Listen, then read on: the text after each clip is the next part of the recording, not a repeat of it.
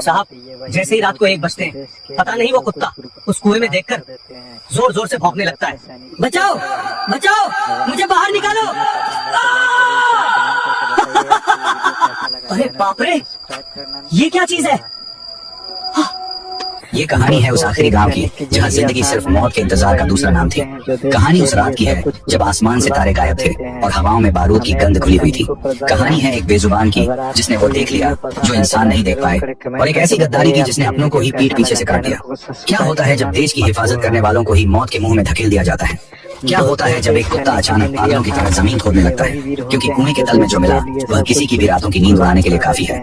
अगर इस कहानी ने आपके रोंगटे न खड़े कर दिए तो कहना। अगर वीडियो दिल को छुए तो लाइक और सब्सक्राइब करना मत भूलना। सुंदरपुर भारत और एक बहुत ही चालाक दुश्मन देश की सरहद पर बसा हुआ आखिरी गांव था। यहाँ के लोग मजबूत थे क्योंकि उन्होंने हमेशा अपने सिर पर मौत का साया नाचते देखा था। गांव के बाहर जो इलाका था वहाँ दूर दूर तक सिर्फ बंजर जमीन थी और कंटीले तार थे जो 2 देशों को बांटते थे। इस गांव में एक लड़का था जिसका नाम विक्रम था। विक्रम कोई आम लड़का नहीं था, वह भारतीय सेना में लांस नायक के पद पर तैनात था। विक्रम जब भी छुट्टी लेकर गाँव आता था तो गाँव का हर बच्चा उसके पीछे पीछे दौड़ता था। विक्रम के चेहरे पर हमेशा एक गर्व वाली मुस्कान रहती थी। उसके पास एक कुत्ता था, टाइगर। यह एक हट्टा कट्टा देसी कुत्ता था जिसका रंग ऐसा था जैसे तपती हुई रेत। टाइगर की आंखें इतनी तेज थी कि वह रात के अंधेरे में भी पत्तों की हलचल भांप लेता था। विक्रम और टाइगर का रिश्ता सिर्फ एक फौजी और उसके कुत्ते का नहीं था, वे दोनों भाई जैसे थे। विक्रम की माँ अक्सर हंसते हुए कहती थी कि मेरा बेटा तो एक ही है, लेकिन भगवान ने उसे 2 जिंदगियां दी है, एक उसकी खुद की और दूसरी इस टाइगर की। दिन मजे से कट रहे थे, लेकिन फिर वो रात आई जिसने सुंदरपुर की किस्मत ही बदल दी। यह सर्दियों की एक बहुत ही सर्द रात थी। अचानक सरहद पर भारी गोलाबारी शुरू हो गई। आसमान जैसे आग उगल रहा था। गांव के लोग अपने अपने घरों में दुबक गए थे। 2 दिन बाद जब गोलीबारी रुकी तो सेना की एक टुकड़ी गांव आई। उन्होंने विक्रम की मां को बताया कि उनकी टुकड़ी पर बहुत भयानक हमला हुआ था और विक्रम लापता है। कुछ दिन बाद सेना ने विक्रम को शहीद घोषित कर दिया। उन्होंने बताया कि विक्रम की बंदूक और उसकी वर्दी का एक टुकड़ा खून से सना हुआ मिला है, इसलिए उसके बचने की कोई उम्मीद नहीं है।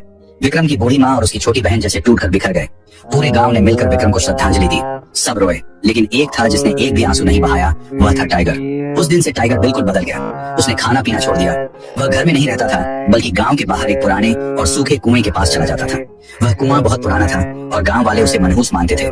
कहा जाता था कि सालों पहले उस कुएं का पानी अचानक लाल हो गया था और तब से उसे किसी ने इस्तेमाल नहीं किया था। कुएं के आसपास झाड़ियां उगाई थी और लोग उधर जाने से भी डरते थे, लेकिन टाइगर ने अब वही अपना ठिकाना बना लिया था। दिन भर वह उस कुएं की मुंडेर पर लेटा रहता जैसे किसी का इंतजार कर रहा हो। लेकिन असली डरावना खेल तब शुरू होता जब रात के ठीक 1 बजते। जैसे ही घड़ी में 1 बजता, टाइगर अचानक उठ खड़ा होता। उसके शरीर के बाल खड़े हो जाते और वह पागलों की तरह उस सूखे कुएं के अंदर झांक कर जोर जोर से भौंकने लगता। उसकी आवाज में इतना दर्द और इतना गुस्सा होता था कि सुनने वालों की रूह कांप जाती थी। गांव के लोग डरने लगे थे। कुछ लोगों ने कहा कि यह कुत्ता पागल हो गया है, कुछ ने कहा कि विक्रम की आत्मा इस कुएं में भटक रही है और टाइगर उससे बात करता है। गांव के सरपंच, जो कि एक बहुत ही अमीर और रसूखदार आदमी थे जिनका नाम धन सिंह था, उन्होंने सख्त हिदायत दी कि इस कुत्ते को यहाँ से भगाओ। लोग उसे पत्थर मारते, डंडे से डराते, लेकिन टाइगर वहाँ से नहीं हटता था। वह थोड़ी दूर जाता और फिर वापस उसी कुएं के पास आकर भौंकने लगता। टाइगर की नजरें हमेशा उस कुएं की गहराई पर टिकी रहती थी, जैसे वह कुछ ऐसा देख रहा हो जो इंसानी आंखों को नजर नहीं आ रहा था। कभी कभी वह कुएं के पास की मिट्टी खोदने लगता था और फिर निराश होकर और जोर से चिल्लाता था। करीब 3 महीने ऐसे ही बीत गए। एक दिन भारतीय सेना की एक नई टुकड़ी उस इलाके में गश्त के लिए आई। इस टुकड़ी का नेतृत्व मेजर अभय कर रहे थे। अभय और विक्रम दोनों एकेडमी के दिनों से बहुत पक्के दोस्त थे। जब अभय को विक्रम के शहीद होने की खबर मिली तो वह अंदर से टूट गया था। उसने खुद अपनी पोस्टिंग इसी खतरनाक इलाके में करवाई थी ताकि वह अपने दोस्त की कमी को महसूस कर सके और उसके परिवार का ध्यान रख सके। अभय एक बहुत ही शांत लेकिन बेहद तेज दिमाग वाला अफसर था। पहली ही रात जब मेजर अभय अपनी जीप में गांव का चक्कर लगा रहे थे तो उन्हें दूर से एक कुत्ते के भौंकने की आवाज सुनाई दी। यह आवाज इतनी दर्दनाक थी कि अभय ने फौरन जीप रुकवा दी। उन्होंने देखा कि गांव के बाहर उस पुराने कुएं के पास एक कुत्ता पागलों की तरह चिल्ला रहा है और जमीन खोद रहा है। अभय नीचे उतरे। जैसे ही टाइगर ने अभय की फौजी वर्दी देखी, वह एकदम से शांत हो गया। उसने अभय के फौजी जूतों को सूंघा और फिर उनकी पेंट पकड़कर उन्हें कुएं की मुंडेर की तरफ खींचने लगा। अभय को यह देखकर बहुत अजीब लगा। उन्होंने अपनी टॉर्च निकाली और कुएं के अंदर रोशनी की। कुआं बहुत गहरा था, नीचे सिर्फ पत्थर, सूखा कचरा और बहुत सारा अंधेरा था। अभय को लगा कि शायद कोई छोटा जानवर नीचे गिर गया होगा और कुत्ता उसी को देखकर भौंक रहा है, लेकिन टाइगर का व्यवहार कुछ अलग ही कह रहा था। वह कुएं के अंदर देखकर भौंकता और फिर अभय की तरफ देखकर अपनी पूंछ हिलाता। अभय ने टॉर्च की रोशनी कुएं के आसपास की जमीन पर डाली। वहां उन्हें कुछ ऐसा दिखा जिसने उनके माथे पर लकीरें ला दी। कुएं के पास की मिट्टी में कुछ निशान थे। ये जूतों के निशान थे, लेकिन ये कोई आम जूते नहीं थे। ये भारी आर्मी बूट्स के निशान थे। अभय को पता था कि हमारी सेना का कोई भी जवान रात के वक्त इस मनहूस कुएं के पास नहीं आता है। तो फिर ये निशान किसके थे? अभय के दिमाग में शक का कीड़ा रेंगने लगा। उन्होंने अपने साथ आए हवलदार राम सिंह को बुलाया और कहा कि राम सिंह, कल सुबह हम इस कुएं की पूरी तरह से जांच करेंगे। राम सिंह ने थोड़ा झिझकते हुए कहा कि साहब, ये कुत्ता तो पागल है। गांव वाले कहते हैं कि जब से विक्रम मरा है तब से इसका दिमाग फिर गया है। आप इस पर ध्यान मत दीजिए। अभय ने टाइगर की आंखों में देखा।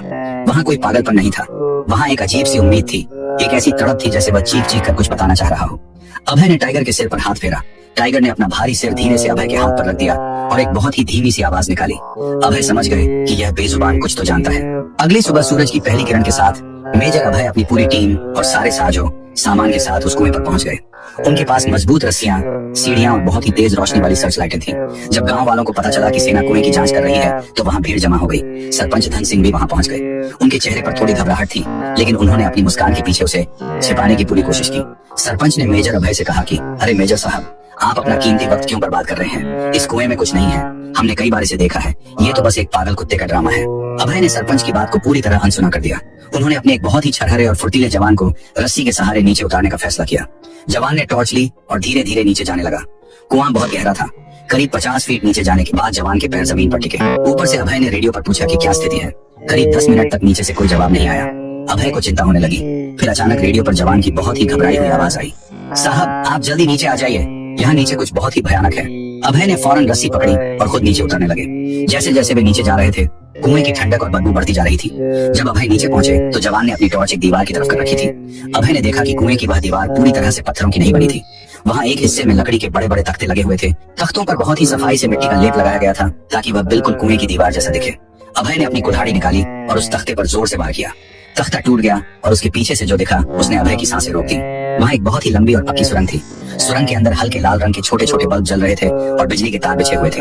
यह कोई आम सुरंग नहीं थी। अभय समझ गए कि यह सुरंग सीधी दुश्मन देश की सीमा की तरफ जा रही है। उन्होंने तुरंत अपने जवानों को नीचे बुलाया और सबको अपनी बंदूकें तैयार रखने का आदेश दिया। वे सब बहुत ही सावधानी से उस सुरंग के अंदर घुसे। सुरंग में हवा बहुत कम थी और एक अजीब सी सड़ांध आ रही थी। करीब 200 मीटर अंदर चलने के बाद सुरंग थोड़ी चौड़ी हो गई और वह एक बड़े से तहखाने में बदल गई। उस तहखाने का नजारा देखकर अभय के रोंगटे खड़े हो गए।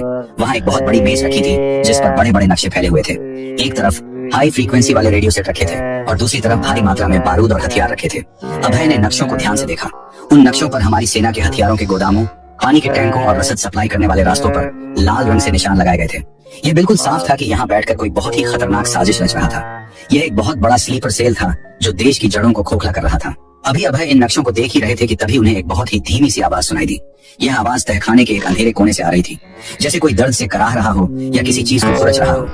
अभय ने अपने जवानों को इशारा किया और वे सब उस कोने की तरफ बढ़े। वहाँ एक छोटा सा लोहे का दरवाजा था जो बाहर से बंद था। अभय ने ताला तोड़ा और दरवाजा खोला। अंदर जो था उसे देखकर अभय के हाथ से टॉर्च छूटकर गिर गई। वहाँ एक आदमी जमीन पर पड़ा था। उसके हाथ और पैर भारी जंजीरों से बंधे हुए थे। उसके कपड़े पूरी तरह से फट चुके थे। बाल और दाढ़ी बहुत बढ़ गई थी और उसके शरीर पर कोड़ों से मारे जाने के गहरे निशान थे। वह आदमी बहुत ही कमजोर हो चुका था। जब अभय ने उस आदमी का चेहरा देखा तो उनकी चीख निकल गई। विक्रम। वह आदमी कोई और नहीं बल्कि लांस नायक विक्रम था, जिसे 3 महीने पहले शहीद मान लिया गया था। विक्रम जिंदा था, लेकिन उसे यहाँ नर्क जैसी जिंदगी दी जा रही थी। विक्रम ने जब बहुत मुश्किल से अपनी आंखें खोली और सामने अपने दोस्त अभय को फौजी वर्दी में देखा तो उसकी आंखों से आंसू बहने लगे। उसने कांपते हुए होंठों से कहा कि अभय, मुझे पता था कि टाइगर किसी न किसी को जरूर लाएगा। विक्रम की आवाज इतनी कमजोर थी कि अभय को उसके मुंह के पास कान ले जाना पड़ा। अभय ने रोते हुए विक्रम को गले लगा लिया और फौरन उसकी जंजीरें काटने का आदेश दिया। विक्रम ने थोड़ा पानी पिया और फिर जो राज उसने खोला उसने सबको हिलाकर रख दिया।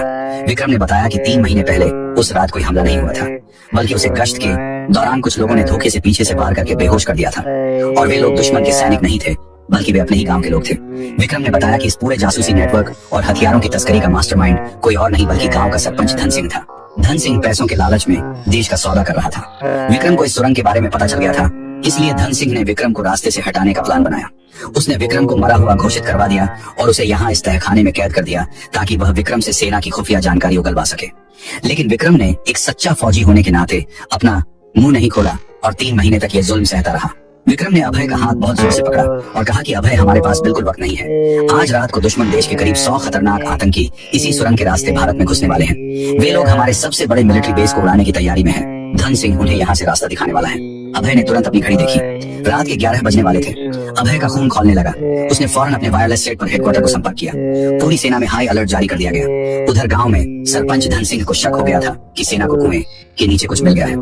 वह अपना सामान पैक करके भागने की फिराक में था, लेकिन जैसे ही वह अपने घर से बाहर निकला, सामने मेजर अभय और उनकी टीम खड़ी थी। धन सिंह ने भागने की कोशिश की, लेकिन तभी वहां टाइगर आ गया। टाइगर ने धन सिंह पर ऐसी छलांग लगाई कि वह सीधा जमीन पर जा गिरा। टाइगर ने धन सिंह की गर्दन के पास अपने दांत गड़ा दिए। धन सिंह डर के मारे चीखने लगा। पुलिस ने उसे हथकड़ी पहना दी। रात के ठीक 1 बजे जब दुश्मन के आतंकी उस सुरंग के रास्ते आगे बढ़ रहे थे, तो उन्हें अंदाजा भी नहीं था कि भारतीय सेना उनका इंतजार कर रही है। जैसे ही वे सुरंग के मुहाने पर पहुंचे, चारों तरफ से भारतीय जवानों ने उन पर फायरिंग शुरू कर दी। वह रात सुंदरपुर गांव के लिए एक ऐतिहासिक रात बन गई। सभी आतंकियों को ढेर कर दिया गया और जो बचे उन्हें पकड़ लिया गया। अगली सुबह जब विक्रम को स्ट्रेचर पर कुएं से बाहर निकाला गया, तो पूरा गांव वहां मौजूद था। विक्रम की मां दौड़ती हुई आई और अपने बेटे के सीने से लगकर फूट फूट कर रोने लगी। गांव वाले जो कल तक टाइगर को पागल कह रहे थे, आज वे शर्मिंदगी से नजरें झुकाए खड़े थे। विक्रम ने बहुत ही कमजोर आवाज में टाइगर को पुकारा। टाइगर दौड़ता हुआ आया और विक्रम के चेहरे को चाटने लगा। विक्रम ने टाइगर को चूम लिया। कुछ हफ्तों बाद जब विक्रम पूरी तरह से ठीक हो गया, तो सेना के मुख्यालय में एक बहुत बड़ा सम्मान समारोह आयोजित किया गया। विक्रम को उसकी बहादुरी और देश के प्रति उसकी निष्ठा के लिए राष्ट्रपति द्वारा शौर्य चक्र से सम्मानित किया गया। लेकिन उस दिन का सबसे बड़ा हीरो कोई इंसान नहीं, बल्कि एक बेजुबान कुत्ता था। सेना प्रमुख ने खुद टाइगर को एक विशेष मेडल पहनाया। उस मेडल पर लिखा था, देश का सबसे वफादार सिपाही।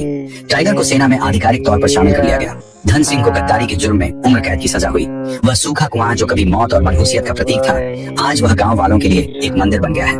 आज भी सुंदरपुर गांव के लोग अपने बच्चों को टाइगर की कहानी सुनाते हैं, यह बताने के लिए कि इंसान भले ही पैसों के लिए बदल जाए, लेकिन एक कुत्ता अपने मालिक और अपने फर्ज के प्रति आखिरी सांस तक वफादार रहता है।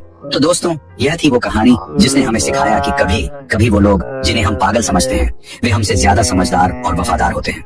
देश की हिफाजत सिर्फ सरहदों पर खड़े जवान नहीं करते, बल्कि हर वो दिल करता है जिसमें अपने वतन के लिए प्यार हो, फिर चाहे वह दिल किसी इंसान का हो या किसी बेजुबान जानवर का। अगर आपको यह कहानी पसंद आई हो और टाइगर की